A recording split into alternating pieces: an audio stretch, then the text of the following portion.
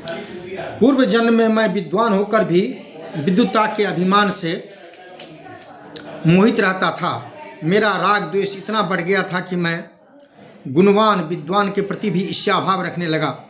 फिर समय अनुसार मेरी मृत्यु हो गई और मैं अनेकों घृणित लोकों में भटकता फिरा। उसके बाद इस लोकों में आया। सद्गुरु की अत्यंत निंदा करने के कारण तोते के कुल में मेरा जन्म हुआ।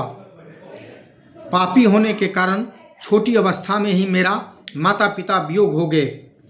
एक दिन मैं ग्रीष्म ऋतु में तपे हुए मार्ग पर पड़ा था। वहाँ से कुछ श्रेष्ठ मुनि मुझे उठा ले आए और महात्माओं के आश्रम में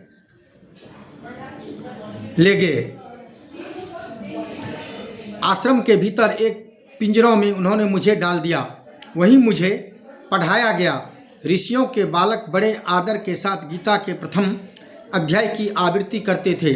उन्हीं से सुनकर मैं भी बारंबार पाठ करने लगा। इसी बीच में एक चोरी करने वाले बहेलियों ने मुझे वहाँ से चुरा लिया।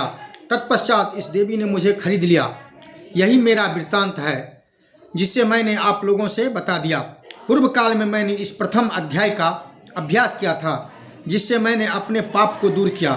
फिर उसी से इस वैश्या का भी अंतःकरण शुद्ध हुआ और उसी के पुण्य से ये द्विजश्रेष्ठ सुशर्मा भी पाप मुक्त हुए हैं। इस प्रकार परस्पर वार्तालाप और गीता के प्रथम अध्याय के महात्म की प्रशंसा करके वे तीनों निरंतर अपने अपने घर पर गीता का अभ्यास करने लगे। फिर ज्ञान प्राप्त करके वे मुक्त हो गए। इसलिए जो गीता के प्रथम अध्याय को पढ़ता, सुनता तथा अभ्यास करता है, उसे इस भवसागर पार करने में कोई कठिनाई नहीं होती।